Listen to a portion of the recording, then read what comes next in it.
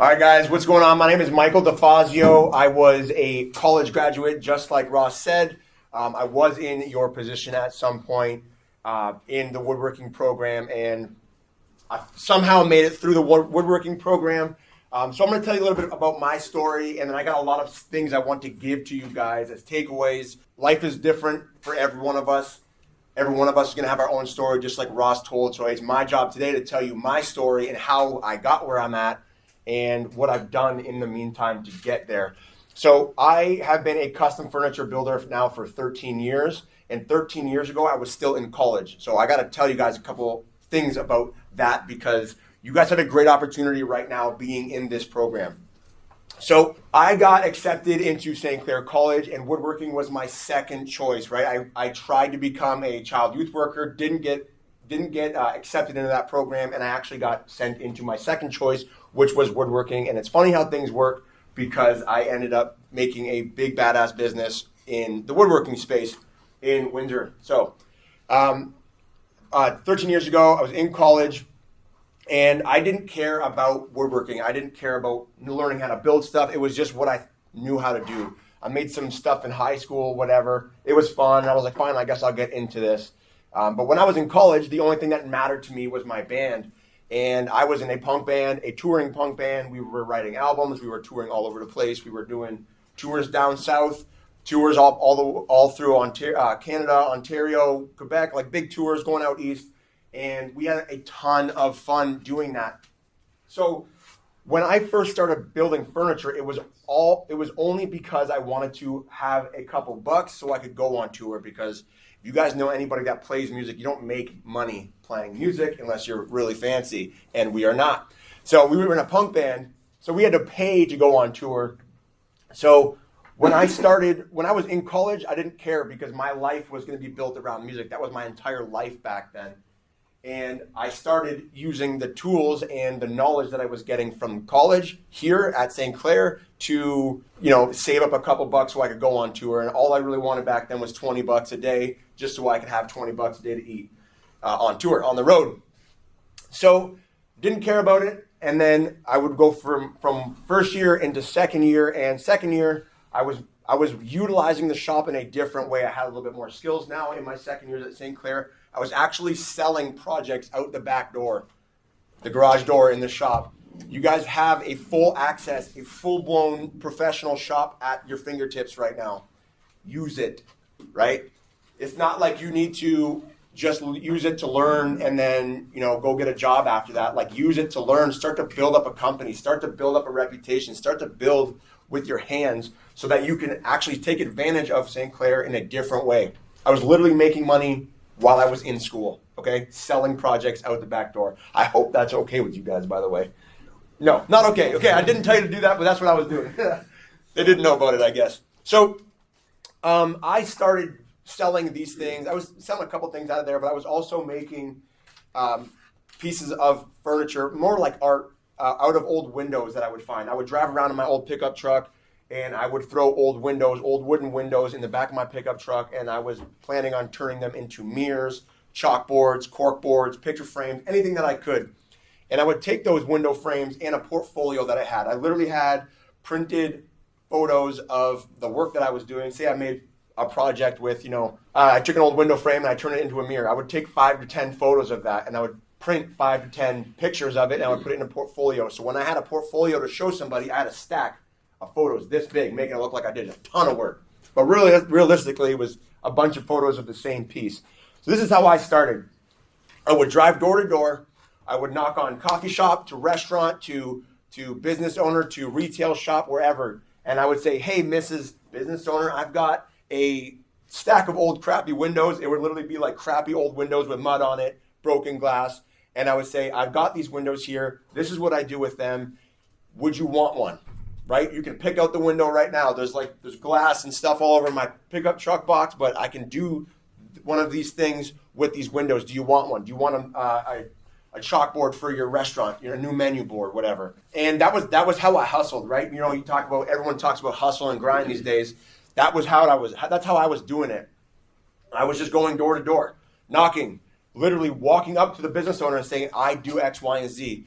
I had a conversation with somebody yesterday about how do I become the guy that has the ability to sell something? How do I become the woodworker? And it's like, you have to introduce yourself as the woodworker. You have to tell them, I am this person. Look at what I do, right? And I know it's hard to get started sometimes, but the reality is, if you're here, you're learning, the story that you're telling the people is the story that they're going to hear, right? If you're like, I'm a woodworker, or I'm the lifeguard, they're going to know you as the lifeguard, or they're going to know you as the woodworker. So tell them the story you want them to hear, right? If they're going to make their own assumptions later on, let them do that. But you got to tell the story of what you're trying to do. So I started my business like this, and I was literally making, $100 a week or something like that. I remember selling my first window. It was $75. I couldn't believe it. My mind was absolutely blown. I made $75, and I was ready to I felt like I was on top of the world making my first $75 selling this small little thing to my girlfriend at the time. Actually, I charged her $75, full price. But that's how I was affording to go on tour, right? So I started my business to, I guess, supply my passion at the time, right? I didn't know what I wanted to get into. All I knew is that I could make stuff with my hands to feed my passion, which was the band. And we were all over the place doing shows. Like the last tour we did, we were in the States. We were down in St. Petersburg, Florida. And there's this, I remember this very vividly. There's a giant bridge that gets to St. Petersburg, Florida. It's long, super, super long. And I remember crossing that bridge. We were heading back to New Jersey to play a show in New Jersey that night. That's a very long drive, by the way. And we were driving over this bridge. It was pouring rain. I had my feet up on the dashboard. And I was like, I've been spending all my time building things so I can go on tour. And now that I'm on tour, I can't wait to go back home and build more things.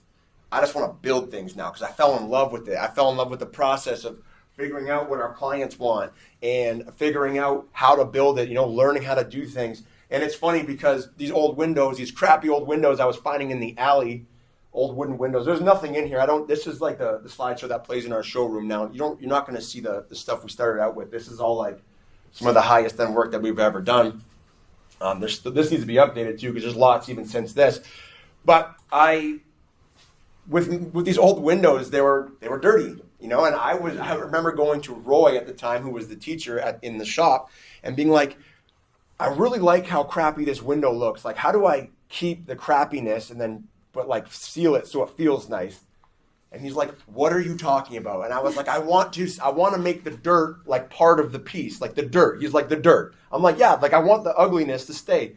And he was so mind blown. And I was like, the rustic thing was in, right? So I was like, let's make it as crappy as possible and slap some new windows in it and call it a day. And people were buying it, and that was another way I was utilizing the resources that you guys have at your fingertips here now in the shop. Just, having that expert guidance on it. And I figured out that if you put finish over top of dirt, it kind of works, depending on how much dirt you're talking about. But, if you do that, it'll look cool, at least for a little bit. Not something I would suggest doing now, especially at the level that we're at now, building some of these crazy pieces that you see on the screen here. But so when I got home from tour, that's kind of what I decided to do. I decided I was going to kind of put the band thing on the back burner a little bit, and I was going to focus more on building custom furniture. So I started doing art shows. I would focus on these windows turned into doors. I would take old doors and bend them. I would call it bending them. I would be kind of doing like a waterfall edge with an old door, and the glass would be bent and everything. Super cool, super artistic piece. But I would go to art shows and I would sell these things. And the first couple of times I was at an art show, it was Art in the Park. Definitely suggest it if you guys are thinking about getting into business yourselves. I went to an art show, Art in the Park, like I said, and I sold pretty much everything. I made $1,000, $1,300. And I was like, man, I'm ready to retire. Like I got this nailed down. I'm rocking and rolling, $1,300. The coolest part about that is afterwards, I got custom orders for months, right? And I thought I was the man. I was selling coffee tables for $300, $500. Over and over again. A couple of times a month I was selling these things, and I thought I made it. I was building a truck at the time. I was spending all my money on just stupid things like that, and I didn't realize that in the time of selling a $300 coffee table, thinking that I made it, by the time I look back at it, that $300 coffee table cost me $295 to make. okay, without my hours. This is just in materials. So I sold myself into a hole, right? And I kept selling, because a lot of people would just say, if you need more money, just keep selling stuff. Yes and no, because business at the very, very, very core is money in, money out, right? How much are you keeping when it leaves? If it's 300 in, 295 out, you're left with a bottom line number of $5, right? It's not going to pay your bills. It's not even going to give you a coffee anymore. So I learned this the hard way because I was selling my butt off and I was making sales and I was getting new clients and I was getting jobs to build and I was building a portfolio and it was amazing. But then I realized really quickly that I sold myself into a hole. Tons of debt, not enough work coming in, could barely pay my $350 rent, which is hilarious to say now because that doesn't exist anymore. But $350 rent, I could barely afford that. So I actually had to get a job, my first time getting a full-time real job. I only had one real job in my entire life, and I worked it for 11 and a half months. And I'm proud of that because it's not even a full year, which is pretty fun to talk about. Not even for a full year, I worked in a factory, 11 and a half months. And while I was there, I worked my butt off. I was still selling after work, so I would wake up at 5, get to work for 6, finish work at 2:20 to 3:30. I would kind of take a nap and chill for a little bit, and then 3:30 till 10 o'clock, I'd be working. So talk about the grind. It's a little bit of a different grind when you're working like that because that becomes your everything. It becomes your drive, your passion, your love. So you got to kind of get obsessed. Right? There's a book called Be Obsessed or Get Average, or Be Obsessed or Be Average. And it's very, very realistic, I think, in my opinion. If you want to be great at something, you kind of got to obsess over it. And a healthy obsession, I guess. So I'm working at this factory and I'm working 2 shifts essentially, right? I got my work after work and I paid off all my debt that I was in and I was able to save up for my first $3,000. And that $3,000 I went to put a first and last month's rent deposit on a building on Drouillard where we're still at right now. There was 2 apartments above it, and there was a 3,000 square foot workshop, which was 10 times the size of my Nono's garage that I was previously working in. The garage that I came from, my Nono's garage, it was a 10 by 30, and I was selling a lot of stuff out of there, but it got very small very fast. And I knew I needed to make the jump because I knew I was going to go into this full time. So I made the jump into this shop with my first $3,000 that I saved up, and I was still working the factory, and now I had a big shop to work in, but I was still working after work. So 6 till 2:20, 3:30 to 10, every day. The weekend was the best day of my life because I had like 2 12-hour days I could put in, and I busted my butt in there. And it came a point where, at 11 and a half months, I came to a point where I was losing money going to work. Right? I was selling so much stuff. I was busting my ass so hard that I needed to essentially quit my job because I was losing money going to work. And that is a very powerful place to be in because now you've got options. For the first time in my life, I had an option and a decision to make. Do I want to do this or do I want to continue working at the factory? And if you guys can see some of this super fun stuff that we've made, I think you can tell this is the option that I went in, right? I have the ability to get creative with everything that you're seeing in here. There is lots and lots and lots of work. You get to meet some very fancy people doing some of this work. And this is what I chose. So I went up to my boss the one day and I said, Mr. Boss, one day I want to be in the position you're at, where you own the company, where you have the freedom, you got a boat, you got a fancy house. I want to be in your position. And I understand that I will never get there working for you. I have to now go off on my own. And this man was hard, by the way. This was a hard dude, cold man. And he stood up and he shook my hand and said, sounds good. And I knew I was one of his best employees there. I'm a very hard worker. My dad and I both worked at that factory, and that was kind of where I took my step out on my own. And there's a table in here that I still show, and it was the table that allowed me to quit my job. When it comes across the screen again here, I'll show it to you. I'll show it to you guys. But that table, it was a $16,000 conference table. One piece, one table. I was like, okay, damn, that was the biggest deposit I've ever seen. I had my first, because I got a 50% deposit, right? So I had $8,000, an $8,000 check, and I was like, I've never even seen $8,000 in my life. I was like, holy smokes. So I had this $8,000 check, and I was like, this is my moment. Like, I got to make the jump now because this will float me for at least 2 months. So if I do nothing and I completely fall on my face, if 2 months goes by, I'm going back to the factory and I'm going to see if he can help me out again. Or if I can help him, whatever. But it didn't happen. I was actually able to take that $8,000, continue doing what I was doing. I was building a business, not just working with my hands, not just making the things. I was building a business. I was meeting people. I was talking to designers. I was, building relationships, which is the most important and key part that I had to do to get to the point where I'm at right now, because people buy from people. There's, at the very basic level of that, you need to understand that you can't make money. You can only trade something for somebody else's money. You can collect money. You can't make it. It's illegal to make money, right? So I'm saying that to shift your perception on it. You can't make money. You can only collect it. So how are you collecting it? Are you collecting it by giving your boss your time, or are you collecting it by the things that you are making? The chunk of money you get for a table, or the amount of hours you're putting in at your boss's shop, right? There's a couple ways to look at that. So I quit my job. I hired my first employee, my second employee, my third, fourth, fifth, sixth, seventh, eighth. I don't even know how many guys we've had working in our shop now. Since then, in our little shop on Drouillard. I say little now because when I first moved in there, I had so much space I didn't even know what to do with it. And I literally worked in a corner of the building, and the rest just kind of sat empty, collecting dust. And in a wood shop, it's very easy to collect dust. Trust me, that was a lot of space. And within, 5 to 7 years, we were working on top of each other.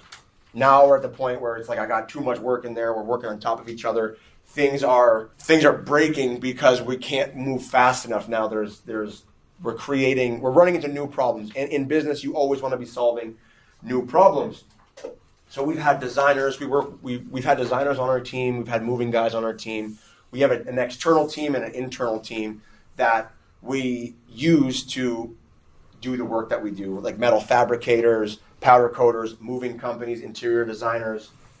I could go on and on. Our external team has actually always been bigger than our internal team, and that's by design. So that's where our shop was at, right? We were building anywhere from 250 to 300 custom high-end projects like this every year, and it's provided a lot of incredible opportunity for me.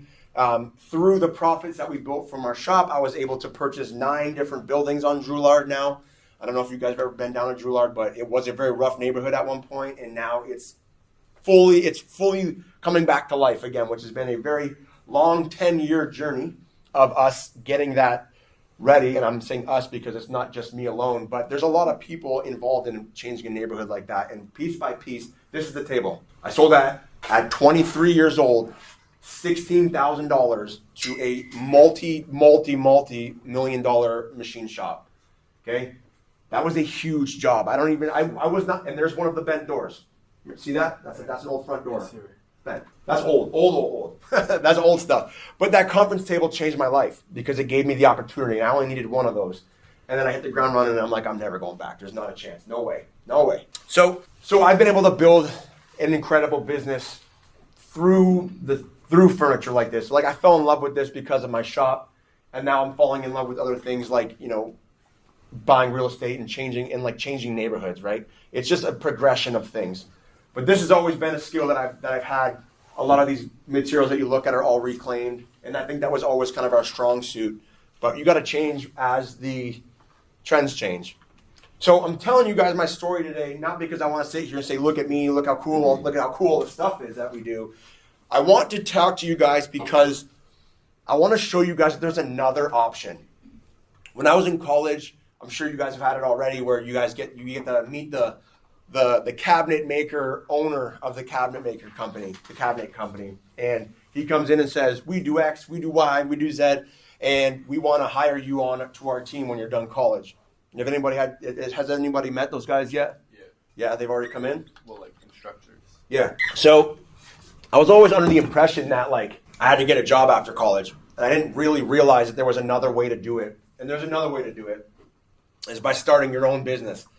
And that's kind of what I wanted to share with you guys today, because the last few times I was here, I've been coming to the college, speaking to the college kids for, the last 5 years probably, just introducing myself, showing them kind of what we do and then asking them to drop off a resume doing exactly like what I'm doing. But now I'm in a little bit of a different position, and I'm actually starting to coach a few business owners how to grow a wood business the way that I've grown mine through relationships, and I've done it organically. So I want to share you guys with these things. So I'm here now, not saying come drop off a resume at my shop.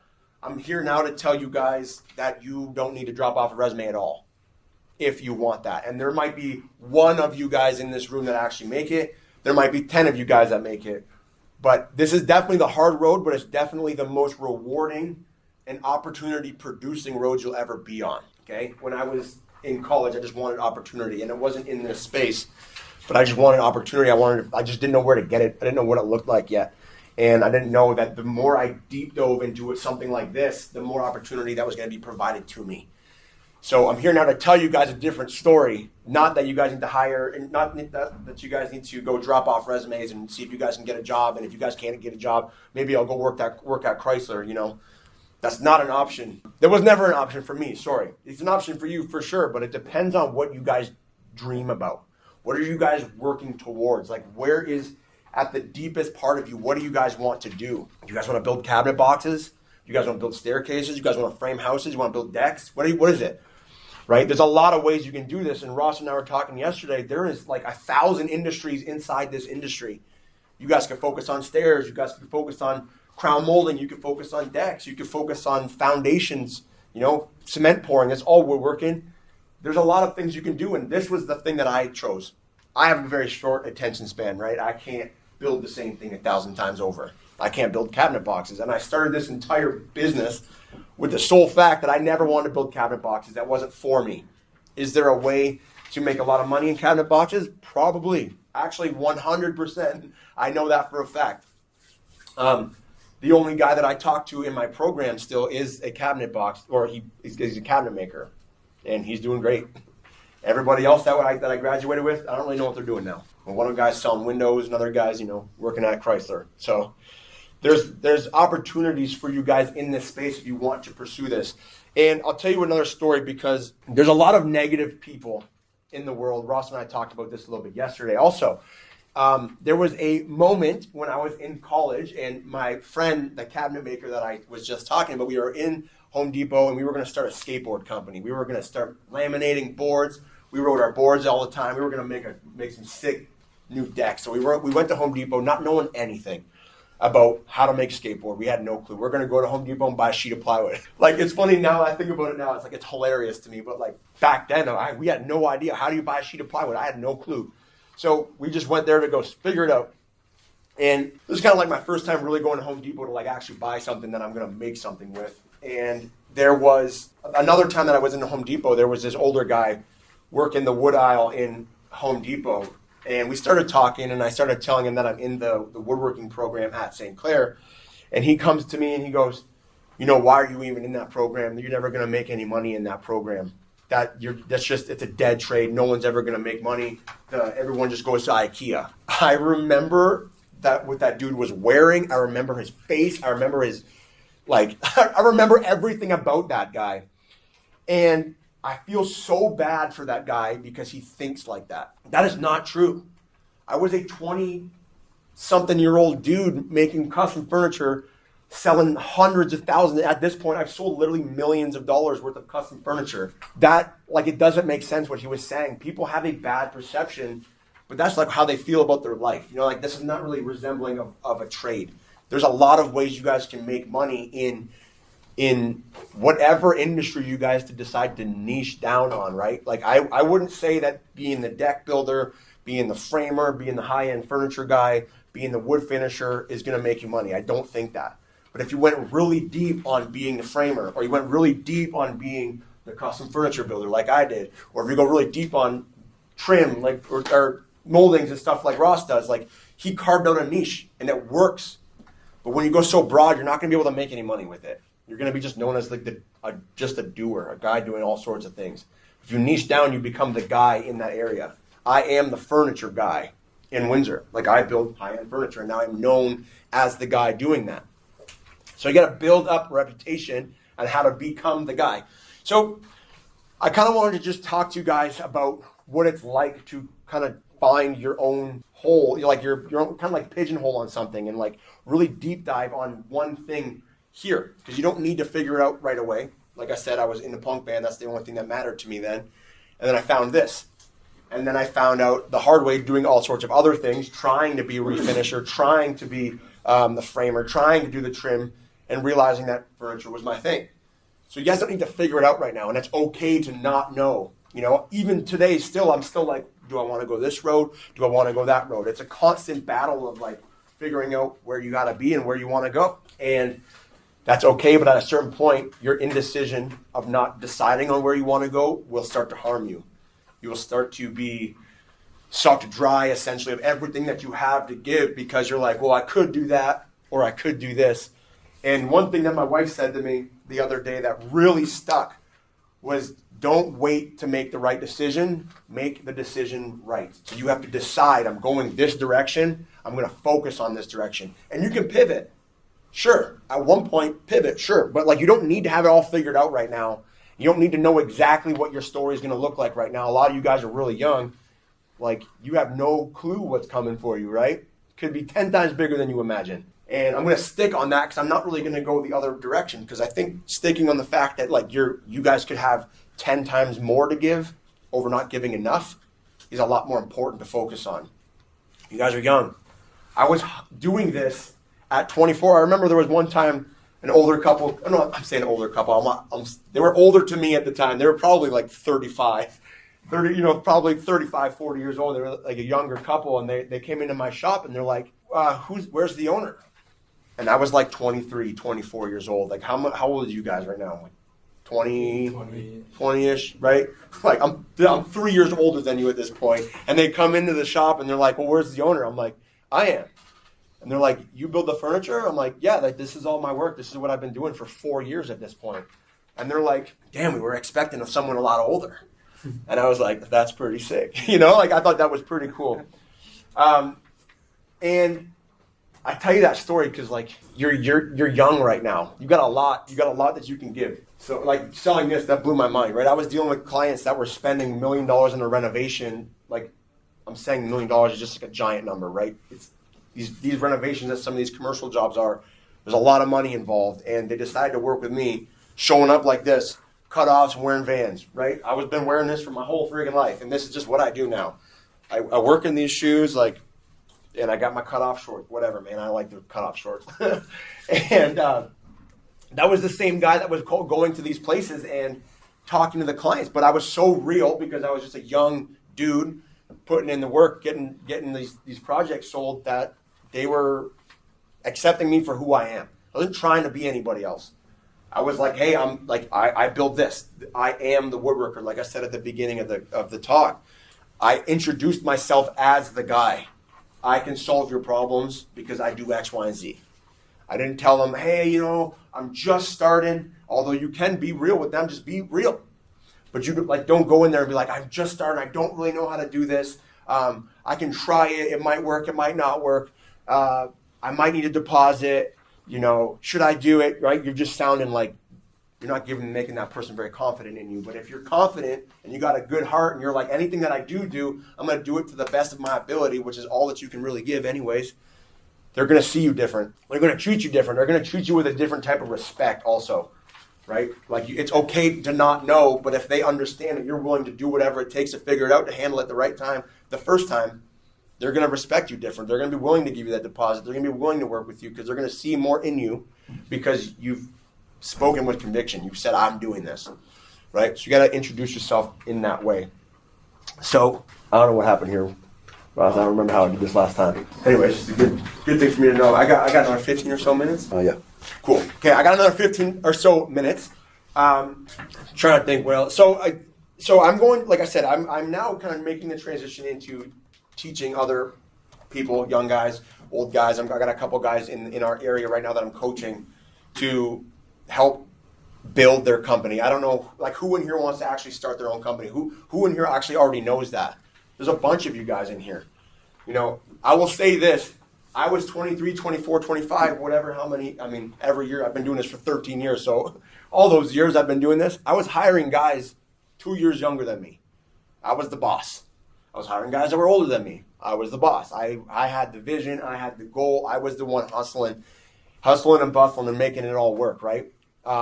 So what I'm saying is you guys could be sitting next to your future boss right now, or you guys could become the future boss that hires a guy next to you. And it provided a lot of opportunity.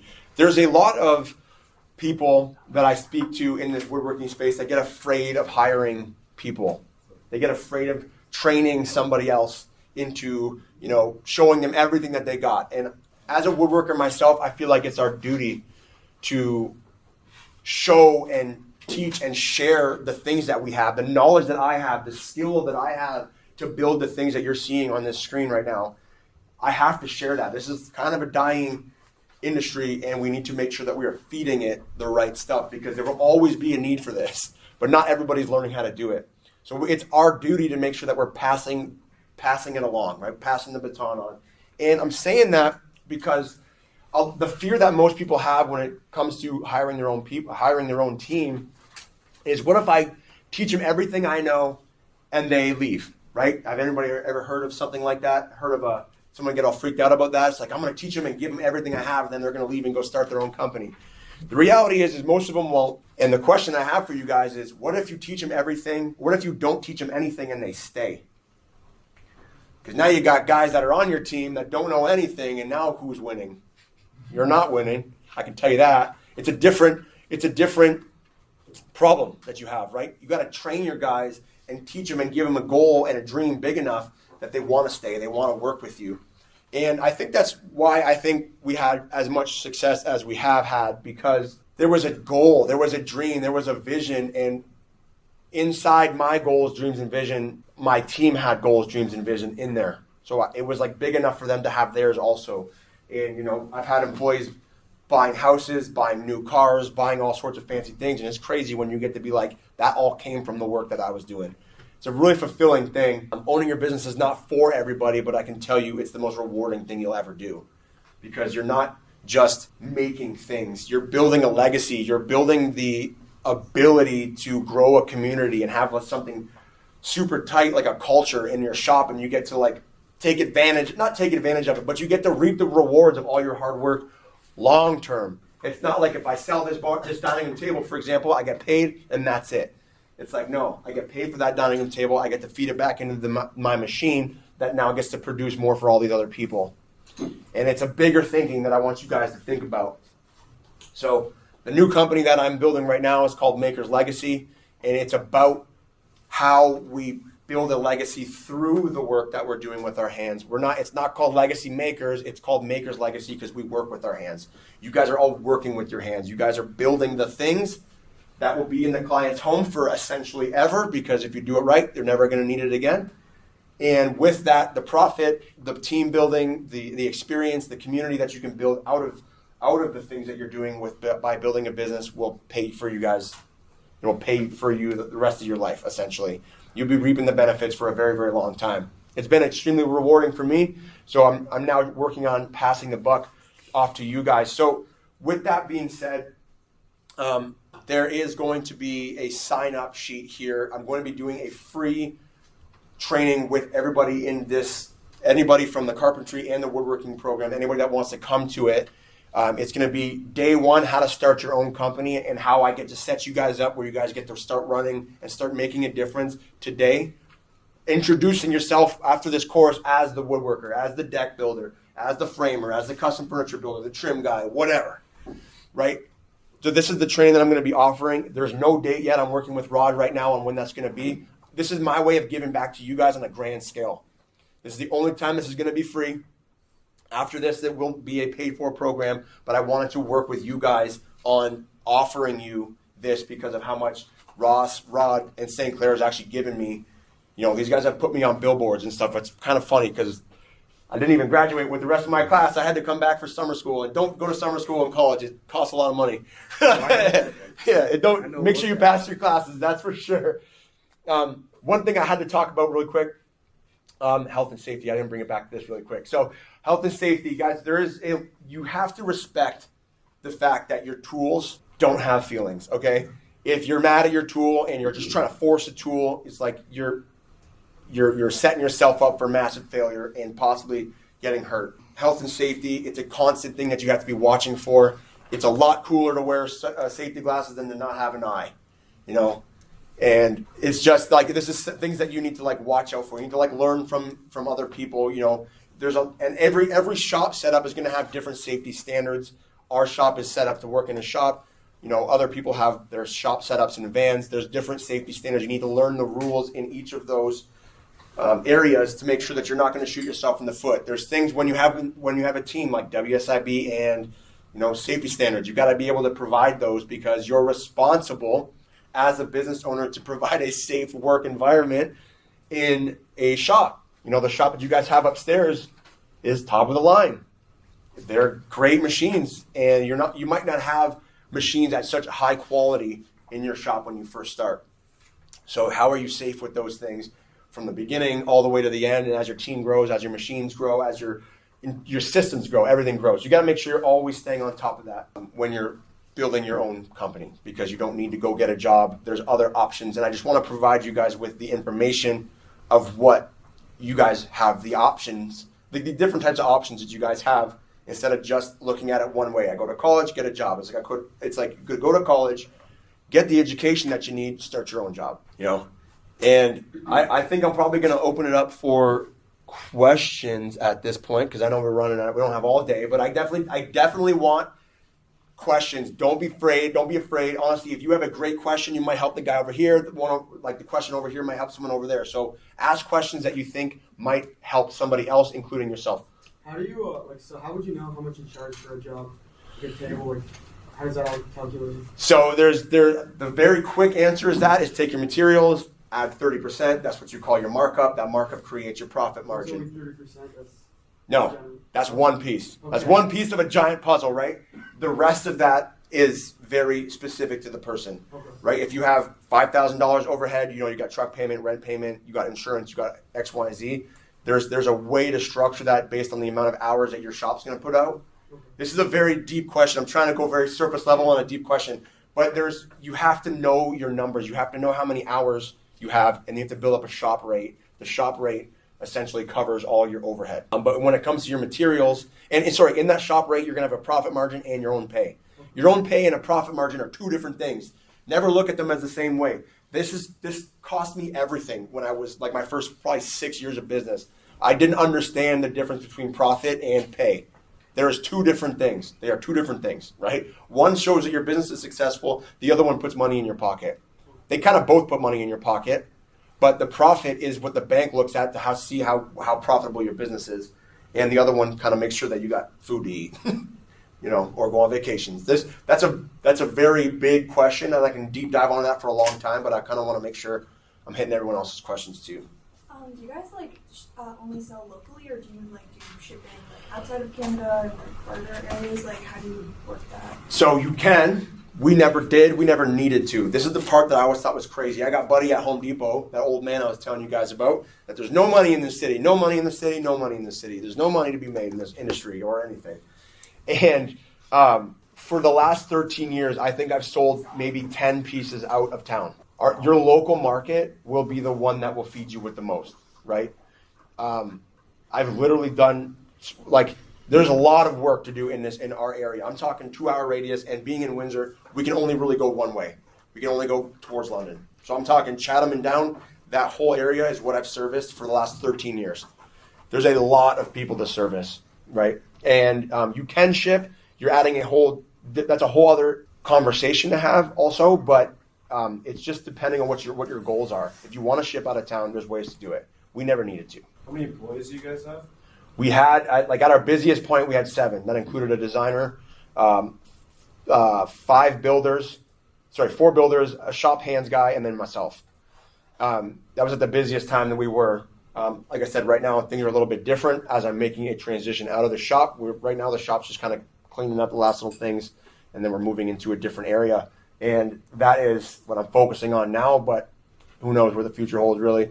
But the team, that's the internal team I was talking to you guys about. The external team had metal fabricators, powder coaters, delivery crew, interior designers. Who else? There's so many paint suppliers, material suppliers, our photography, which is what all of these photos are. Anthony did all these photos here. Anthony and I have been working together for 10 years. You know, he goes and shoots our clients' pictures in their house once they're all been installed and set up properly. And he handles that. He does a fantastic job on doing that. So there's the external team and then the main team. So how do you promote your business? Do you run ads on social media? Okay, this is the big question, right? Everyone says, you gotta run ads, you gotta run ads. I have never had good luck with running ads. Everything that I've done in my business has been organic. And that's boots on the ground. You know, I was telling you that story in the beginning, like I was going door to door. I built relationships. Remember how I told you guys you can't make money, you can only collect it? That's relationships. You gotta build relationships. The way that I do that is people know my face. People know my brand. People know what we do. Why? Because I'm on there all the time, jumping on my Instagram. What's up, guys? I got this for sale. I got this, and I'm doing this. Check it out. You know, like this is a way that I've built up a reputation, and people want to buy from people they know, like, and trust. Well, how did someone know, like, and trust you if they never met you before? If you're following you on social media, you're building a reputation without even meeting the person yet, to the point of, like, one day they might see you walking down the street and be like, oh, that's so-and-so, or that's Mike DiFazio. Right? I've been following that guy for years. He does amazing work. Well, I'm looking for a dining room table. Oh, I know that you should check him out on Instagram. Boom, sale just made. That was a very quick version of it, but that's how my businesses worked. You know, and that's, I mean, there is a time and place for ads. I'm not saying that they're not useful. We've sold things because of ads, but the majority of our business, I would say the entire bulk of our business, minus a few exceptions, has been all through organic. And even after the ads work, you still have to work with people. You still have to do it. They still have to know, like, and trust you before they give you money, right? Like, some of these projects are $5, $10, $15, $20,000 projects. They're going to give you a $10,000 deposit without anything to show. And you'll be like, I'm going to get your project started. I need $10,000. And they need to know, like, and trust you so that they're willing to give you the deposit. So ads, there's a time and place for them. I've never had the most success through it. We've done ads. We've tried it. I'm always trying new things like that. And that is something that we're going to be looking at in the future to get a little bit better on. But I've done everything up to this point without ads, organically. That's the way that I would suggest you do it. Who's got another question? Come on, help some of your other classmates out, because I know you guys have questions. When looking at employees, like what's that direction? Like do you almost look at an employee as like a tool? Employees are tools. They're also people. So you got to treat that with a grain of salt, right? But, like, I always use the analogy of, I've got two hands. I can work an 8-hour shift. Call it a shift, right? If I have, and then, like, my shop, because I'm just one guy, my shop can work for 8 hours. If I have two guys in my shop can work for 16 hours. If I have 3 guys, my shop can now work for 24 hours. And you might be like, how does that make any sense? 24 hours is a full day. Yeah, but I have 3 sets of hands. 3 sets of hands mean you're getting 3 times the amount of work done, meaning that you can increase your volume, so you're pumping these things out. So multiplying your hands, when you look at it that way, it's a tool thing. Obviously, that's one of the most complex questions in business, is like, how do you make it, not in business, but in your wood shop, we're dealing with people. We're dealing with creative people that, you know, sometimes creative people can take the longest route possible. And with what we do, I always kind of set it up to be like, I need you to get from point A to point B. I don't care how you get there. Is you have a whole shop full of tools, figure out the best way to do it, and run with that. And that is, they were a tool from the business sense. Employee was a tool. You guys get hired at a shop, your employer will kind of say, this is another tool to the tool chest. Can I deploy a tool? Can I deploy a tool to go do the install? Can I deploy a tool to go pick this up? Can I deploy, it's the same way you look at, like, a table saw. It's an asset to the company. Employees are assets to the company, and you need to put them to work in the most efficient way possible so you're getting the most bang for your buck. But like I said, it's complicated because they're people. And that's where, like, leadership really means a lot. And leadership can be the game changer in your business. I don't know how to work this thing. Anyways, it's all good. Who else has some questions? What's up? So are you moving out of the woodworking business as a whole? Or like... No, I can't even answer that 100% right now, because, like, things just I'm not moving out of the woodworking industry out of a whole. No, my plan, I'll tell you guys my full plan. The full plan is to do this on a much grander scale, to help business owners on a much bigger scale, because I want wood shops all over the place. So my plan is to find guys, coach them, and then eventually invest in their companies to the point where I have a wood shop here, I have a wood shop in Toronto, one in Arizona, one in Texas, wherever, right? I want to cover more ground and help people get to the point where they're able to do much bigger things, on a much greater scale because of the things that I've learned. I've tripped over my own feet countless times, and there's no reason for anybody else to do that if they're working with someone like me that can help them avoid tripping over their own feet. And that's what I want to focus on with these new guys is like, stop, don't make this bad decision. I've done it, this is what happened, let's avoid that. So I'm not looking to move out of the woodworking industry. Right now I'm looking for a partner in my wood shop. So I don't know if that means anything to you guys, but that is what I'm doing right now. I'm looking for a partner for my wood shop, and then I'm going to be in a different role in my wood shop, but I will still be selling, I will still be designing things. That is what I also love to do, so I'm going to be taking on that role, but my main focus now is to give other woodworkers the opportunity through the things that I've learned and done to do it on their own so that they can win also, because I feel like, because what I've done with my team, with my business, with the community that I'm in, I've changed a lot of things, I've changed a lot of people, and I've changed the way a lot of people view our neighborhood. It's a very impactful thing that I want to pass along. It's kind of like passing the baton. Same way I was saying, I have to teach this now. How do you get into the designing of? I got into designing out of necessity because when I first started selling by myself, I would sell a dining room table and I would just start building it. I didn't need to design it. And then I use this story as like selling a piece to one of my clients, and then having to give it to Tristan, my first main employee, and I only had a pizza box, and I literally drew it out on a pizza box and said, build it this size to that size, and then do this, and then kind of gave that to him. That's how it started. Okay. And then it got into way more complex builds, and then we got into SketchUp, and then within SketchUp, I was able to build out our blueprints as a way to essentially give like a Lego booklet. You know how like a Lego booklet will be like put piece A on piece B, piece B on piece C. That's what I would do, and then I wouldn't care how they got there. It's like, get me from point A to point B to point C. I don't care how you get there. Just this is the final outcome of each step. And now all of our designs, all of our catalog designs that we have now that we can sell over and over again don't need to be designed anymore, just replicated. So it's a journey for sure, but you got to know what you want to get into. I found most of your projects are tables and desks. So is it you choose this market as the first, or the markets of the tables are more benefits? So dining room tables are what we found was the most profitable thing for us. Quick turnaround, quick build, and it's kind of like the biggest bang for your buck. So, I used this example yesterday. You got an end table, people value that end table at $300. You got a coffee table, they might value, and this is all the same design for the whole thing. $300 end table, coffee table might be $800, dining room table $3,000. Right? Some of those dining room tables you're looking at are $5,000, $6,000. So when you look at that same design, the same amount of labor, I still got to glue the thing up. I still got to plane all the materials. I got to sand it, stain it, finish it. Coffee table, little bit more material, much bigger price tag. I still got to sand it, stain it, mill it, do all the things. Dining room table, the margin just got much bigger. Going back to your point, the margin just got much bigger. The value to the client just got much bigger. They value the dining room table more than they value the coffee table more than they value the end table. And I could blame big box stores for this all day long. They make the end table $65 at HomeSense. People think that an end table is not worth what the dining room table is, and rightfully so. An end table kind of just gets buried or put off to the side. Have I sold end tables for $2,500? Yes. Coffee tables for $6,000? Yes. Right? Like there are the options to do that, but when you're talking about the market, it's like what is going to be perceived as the most valuable piece out of those three things? The dining room table. So that's what we stuck to that. Plus, we built whatever the client wanted. So you're seeing a lot of dining room tables. People kept coming to us for dining room tables, and this is not everything we've ever done. Not a chance. But this is the things that we show at our in our showroom to show it off. How many projects you think you've done?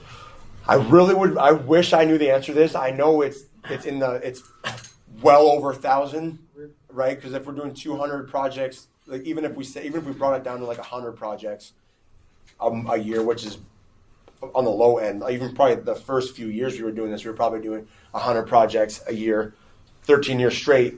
That's 1,300. So I know that it's well over 1,000. I would love to know the answer to that. The problem is when I first started, everything was all over the place. I didn't know how to write an invoice. I didn't know how to take pictures and make a portfolio right at the beginning. I didn't know how to do any of this stuff. So my data that I have for the first like 7 years of my business is completely useless data because it's not strong data. I can't use it. I can't tell you how many that was. Some of my first invoices never even had emails or phone numbers. All I had was a name on it. And I'm like, how do I get a hold of this person? I just wanted to sell the things as fast as possible, get them all in so I can continue bringing more and more guys in to build my team. It's very funny. I would love to know the answer to that myself. Have you asked the customer the wrong price? How to fix? If I sell them the wrong Yeah. price, then how do I go about fixing that? Yeah, because you asked the customer first, right? Right, yeah. So like if I say your project's gonna cost $1,000 and I'm as in the middle of it, I find out that it's gonna cost $1,500 kind of thing. Yeah. I just lost $500. That's how we did it, right? I want to stay true to my word always. So if I said that the project's gonna be $1,000, it's up to me, have to figure out how to make that project for $1,000. I don't go back to the client and say, hey, I miscalculated. I wasn't able to do this fast enough. I need an extra $500. Some people might tell you different. If I give a client a price, I'm sticking to my word. I'll stick to my word all day long with everything. I will shoot myself in the foot to make sure that I'm sticking to my word because I have integrity in that piece. So that's what I focus on. And it's like, it goes south very quickly when, if you have a couple jobs like that in a row, remember how I said it? I sold myself into a hole. That's exactly what I mean. I priced the project out thinking I was making money. I didn't do it to sell myself into a hole. I priced the project out thinking that I was going to have a great product, and I was going to make good money off of it, and I didn't, over and over and over again. So each time I'm digging myself into a hole until I had to get my first full-time job because I couldn't afford to keep myself afloat anymore. That was the very beginning of that. But, I mean, there's holes. I've fallen into holes over the years also because your overhead continues to increase. Things start to change. Every time you have a new team member, your overhead expenses, they go up. Your expenses go up. Everything is always changing. So I always had to look at that every quarter, make sure that I was doing the right thing. And then that comes with experience, like how to actually know how to do that. So you got to kind of have to know and then maybe give a couple extra hours to make sure you cover your butt kind of thing. Both ways. Does it work both ways? If you sell a job and you're like, oh man, it's actually $20 cheaper than I thought it was going to be. You just So in the example we just did, it was I charge $1,000 and it cost me $1,500. Yeah. And what you're saying is I charge $1,000 and it cost me $5. yeah. That's the beautiful part about business. This is a chunk of money, right? So this chunk of money, this goes both ways. So this is why it wins. So like it's the ebbs and flows of business, right? You're going to win some and you're going to lose on some jobs, not on purpose, but the wins should help cover your losses. And this is why we don't look at every project. For a long time, I was like, I need to know the profit and loss of every single project to the point where I got bogged down with it. And I was like, this is costing me more time to know this when at the end of the month we would win every time. Why? It's because if you look at, and this makes a lot more sense once you have a team and there's multiple projects. We had 7 to 9 jobs open in our shop always. So that's gluing, I'm sanding this. That's drying, I'm doing that, right? Milling this. So it's like, how do you calculate the hours?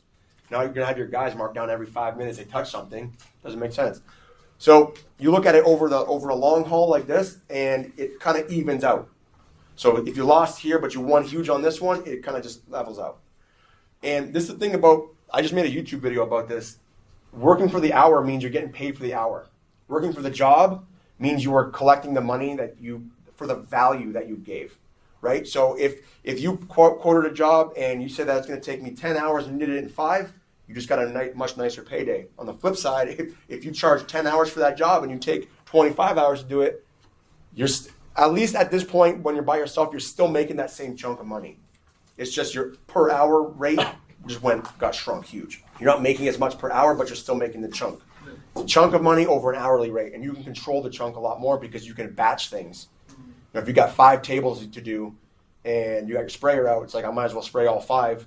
Now it's not. I'm going to spray this table, put my gun away, take it out again, spray that table. So you batch it so you can roll things in. And this is why we look at it over the quarter or the month instead of just project by project. If you like if someone asks you to do a job and you're not sure if you can achieve it by the time they want, how do you go about finding that out? You know, That's where that's where the answer kind of stays the same. Like if you're saying that's going to take, I think this is going to take me 10 hours. well, no, just like, you know, if you have like a lot of projects and you shop run at once, and someone asks you for a pretty big job, and you're like, well, I don't know, I'm finding it. Like, how would you go finding it if it's something that's feasible? Are you talking about like actually delivery time? Yeah. Like on actually like I'm going to have the project done by X? Yeah. Okay. The big business is like, I want this whole room. And you're like, well, I don't know if we could do that right now. So that's a communication thing. Right. If you are communicating yourself to the client, remember how I said if you got a good heart and you're like trying your best because that's all you can do, if you're communicating that, most people will understand. You're gonna have the hard ass every now and then that's gonna give you a hard time on that and fair, but because you're trying. But as long as they know you're trying to give them the best possible product that they pay for, most people are willing to wait. So in our shop we had 2 delivery messages. We had a potential delivery and we had a scheduled delivery. The potential one was, hey, Mrs. Smith, I'm aiming to have your project out by Friday, but things could change. I don't know if Friday is for sure. I will let you know later. So they're like, okay, they're aiming for Friday. And then on Thursday, if something went south in the project, I can be like, hey, Friday's not going to happen.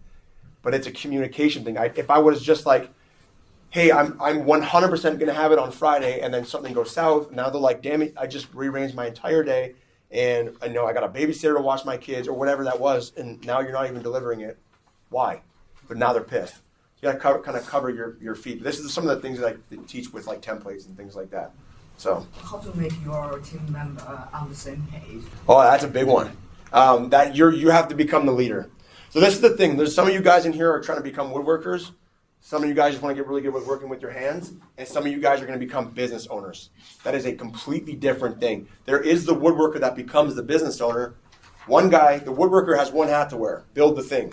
And I've got guys like that. Actually, my guys are at my shop right now doing that. He's got the hat on. He is the woodworker. But when you're the business owner, you got to make sure that you're the manager, you're the guy ordering material, you're the guy making sure the client's happy, you're the guy collecting reviews, you're the guy posting on social media, you got all these other hats. So to answer your question, you have to become the leader of those people. You have to lead them. To make them on the same page, you have to communicate with them. You have to show them, you have to lead by example. We are doing it this way, and this is why. And then you kind of need to, as things grow, you can give them the opportunity to kind of like help in the process of doing the thing that you want, right? Like, for example, my main guy, Tristan, started as, I had to show that kid how to swing a hammer, then he started building tables around me because he got so good, and then he started running my entire shop, talking to my clients and everything, and handling his business, handling the shop like it was his business because he cared so much, right? And he cared so much because I led him, and he was part of a culture, part of our team. There's more to it. It's like the deeper part. As like humans, we want to belong to something, and you need to be the leader of that. That's a very deep answer to that question. I hope that helped. Yeah, go ahead. If you and your partner have a different opinion, how to make a decision? So the partner thing. If you guys are starting a wood shop, I would suggest you don't have a partner. That is my first thing that I would say. Unless you already have a partner, you're in a different thing. The thing about partnerships is you need to have very clear roles. You are responsible for X, Y, and Z. I am responsible for this one. Okay? If I'm going to run marketing, sales, and all the back end, I need you to handle everything from client acquisition to more ordering materials, making sure that things go out, make sure the clients go happy on this end. My job is here. It's very detailed. You have to be very clear. But again, it goes back to communication. Are you communicating that this is my job and that is your job?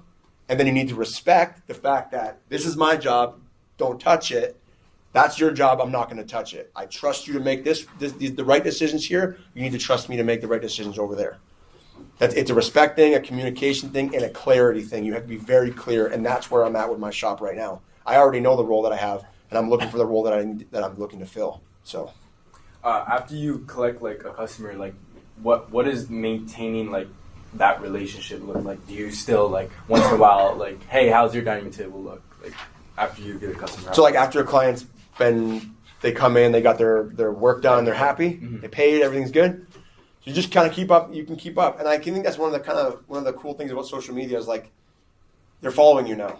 They're always going to know what's going on. Like all my clients know that we're having a baby soon. Like and I get like really nice messages about it. But I honestly, if a client crosses my mind, I will straight up text them, hey Susan, I hope you're having a beautiful day today.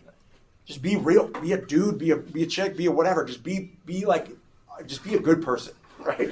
If someone crosses your mind, make someone's day. You know, like if you're out in business to make this work for you, just being a good person will take you very, very far. And being honest and being authentic and like just trying your best. Like I said, that's all that you can ever do is give your best. If that's what you're doing and people understand and they feel that, they're willing to give you a lot in return. So yeah. Most of your products are customer made. Have you did any like product that the customer not very satisfied in the end? Have I had any like that they weren't happy with the project? Yeah, we have. Yeah, and a lot of that again comes back to the communication thing. I wasn't communicating something properly to them, or I wasn't. There was something got mixed up in the middle of the building process. That has happened, but we always work with them to make sure that it goes right. Like if we have a procedure that we follow now. If it's our fault, we fix it. If it's their fault, we still fix it, but there's a different road to take. You know, if they're like, I ordered the wrong size. But they clarified that this was the size that they wanted us to build, and we build it, and then we deliver it, and it's the wrong size. That's not our fault, but we will still take care of you. I'm still taking care of my clients always, no matter what, because I have a relationship with them, and there's integrity in that. So there's just sometimes, if it's not my fault, I don't expect them to pay for it. Sorry, if it's not my fault, I can't expect our team to take the hit because there was something not clear. But if there was something that was on our fault, say a client said I need it exactly down to the inch, and we missed that mark, that's our fault. Different problem. So there's a procedure for that. What if the customer change their mind all the time? Yeah, so clients will change their minds all the time, Yeah. right? Especially like we do a lot of new builds, we do a lot of renovation projects, and as things are happening in the house, plans change, and with that, there is I always say, like, if you got a deposit, if we have a deposit, you're not nailed into what we talked about. So the way that we do it, we call it the 5 Ds. There's design or draft. In draft, we get all the information that we need, and then we get the deposit for it, right? So we send out the quote, and then we do deposit. I'm going off the top of my head right now. This is all written down. Then we get the deposit. Once the deposit's there, then we do the design work. So it's like, hey, I know roughly the project's going to be like this. And if there's no real big design changes, the price doesn't change. But if they're changing the design entirely on you after the deposit, then we go into repricing after the deposit's taken. So when we do that, we want to remove all the barriers to get the money as fast as we can, because the money is like an agreement. The deposit is an agreement. It's like the client is agreeing to do business with us, and we are agreeing by accepting that deposit that we are going to deliver on what we spoke about. Maybe as a result, the customer don't satisfy your job and they didn't make the final payment. A communication thing. I'll say that again, right? I go like, guys, we're talking about people. That's it, right? Like there are people on the other end of every single transaction you are making, whether it's big corporate, big businesses, or anything like that. There is a person on the other end of the line, and if they feel like you are doing your best to communicate, they will work with you 10 times more. So, yes, there have been clients that have been unsatisfied. You're going to have to deal with those. Those will be probably the lessons you learn and you keep with you for the rest of your life. But there's a lesson that you're learning there, and you can find where you slipped up. And if you're willing to take on ownership for every problem that you have in your business or in your life, you will be able to actually correct the problem. And if you correct the problem the first time, the second time you have to deal with it, you're going to be able to handle it differently. You said the students here are going to be builder, designer, or boss in the future. And in your mind, what kind of course does the school don't teach us, but you think will be very important in the future for these 3 roles? That's a cool question. You're talking about like AI taking over the world kind of thing? Is that what you mean? Like, and then we got to figure out how to still make money? Because you have in your company, your employee, maybe he is a builder, but you think the teacher doesn't teach him in the school something. You have to teach him. But you think if you can hire someone already have been taught it or studied it, what kind of things do you think? So you're talking about like hiring somebody that has experience or someone that has no experience? No experience, No, like- just he can learn by them himself, but the school don't teach. Yeah, so Ross and I were talking about this yesterday. When you guys graduate this program, you guys are ready to go learn. You're not leaving this program as the dopest woodworker ever. You're not. Sorry. You know, there's always going to be guys 10 steps ahead of you guys, but that's okay because you guys are at the beginning of your journey. When I left this place, I knew what I needed to do to learn to get better. And I had a question yesterday that was, when do you stop learning? You never do. And if you guys never stop learning, you guys will crush in business. You guys will crush in any area of your life because you never stop learning. So going back to your question, I never hired people that had skill. I needed to teach, and I hired a lot of guys directly out of this program, or guys that couldn't even swing a hammer, like Tristan, who is running my shop right now. And that is the way that I always wanted it to be because I was able to train him the way we do things in our shop. You guys are learning a way that it is done here. If you guys go to a cabinet shop, you guys have the knowledge from here, but when you go there, they're going to teach you this is how we do it here. And it might be completely different from our shop. Our shop is custom. Everything in our shop is on wheels or on sawhorses. Why? Because we rearrange the entire building over and over again. So we need to be able to teach the people, and it's sometimes, you ever hear the saying, you can't teach an old dog new tricks? If I got to teach you how we do it here, the guy coming in with all this knowledge who thinks he knows better than me is not going to work, especially when I'm younger than him. We got to cut it? Okay. All these questions, they're great questions you're asking, but there's going to be a venue for you to ask these questions, and he'll give you in-depth answers. Yeah. And he's going to go on with that. Yeah, that is gonna. We're, like I said, if you guys want to, like, we don't even have a date for this yet. I was just talking to Rod earlier today. It's probably gonna be mid-November ish. If you guys want to come to that thing where I'm gonna be helping you guys from like day one, like I'm talking like how to pick a name, like I'm going down to the day one of how to build a business. If you guys want to sign up here, we're gonna be letting you guys know what's happening with that program, and I'm gonna be teaching it to you guys for free, where we can deep dive on all the pricing things and all of these very, very specific questions, because you guys have great questions. It's very hard to go very broad with it. So you guys want to sign up here, might take you guys a little bit of time to sign up for here anyways, but if you guys want to ask questions while I'm up here on your break, I guess, right, that would work. Yeah, I'd just like to say something too also. Obviously Michael's got a fantastic story here, and these stories are far and few in between, but you can see he had passion for what he was doing. I don't think he really knew where it was going to take him. No. But, and it's very similar to my story 40 years ago, and that's why. But everything he said is point on when you're starting a business, especially in our business. Doesn't matter if you're building tables or decks or whatever you're building, cabinets. The way he went on it, he didn't really listen to anybody. He just listened to his heart, listened to his gut, and he knew what he wanted, and he knew more importantly, he knew what he didn't want. He knocked all those things out of the park and says, I don't want this, I want that. So that's what you got to think of when you're choosing your vocation, where you want to go. This industry has a lot of sub-industries in it. He carved out his. His way was way harder than mine. Well, I wouldn't say harder, but I would say he suffered more than I did. I didn't even get into any of that with you guys. He suffered more than I did. But everybody's got to. He went one way, I went one way. You're going to go your own way. But you need to choose your way and be confident. You know, when you start business like he did or I did, everybody's going to be against you. You're not going to make it. How many people told you that? Oh, it's constant. That's what gives you the strength to show that you're going to make it.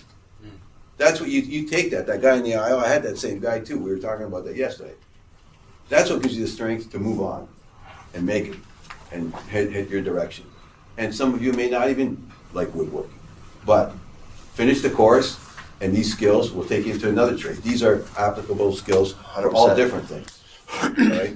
So I encourage you to sign up. The class yesterday signed up for it all. All these questions, all these things. It's very important. I don't really back many people, but I'm backing him because everything he says is right on. That's nice. Thank you. No, really. It's right on. Your story is, that's the way you make it. You make it through integrity and your word. And I always said that, like, you don't have to be the best woodworker. You have to do what you say you're going to do with the customer, be on time, and be responsible. That's all they want, and communicate with them. Communication is number one. Doesn't matter if you're the best. You'll become the best. That comes later.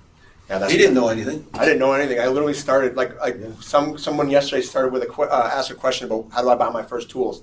Sell the job first. Yeah. I sold my first job. I needed to go buy an air compressor and a circular saw. The air compressor came with a free nailer. That's how I started my business. Okay, you don't need any fancy thing. Don't need anything fancy at all. Hey, thanks for coming in today. Of course, man. I definitely learned a lot. I'm gonna sign up for that thing too. Yeah, you should, man. It's gonna be good. You gotta do some good questions. So Yeah. yeah, there's a lot that I want to teach you guys there. So Yeah, really interesting story. yeah, good, cool, man. Thanks. Thank you.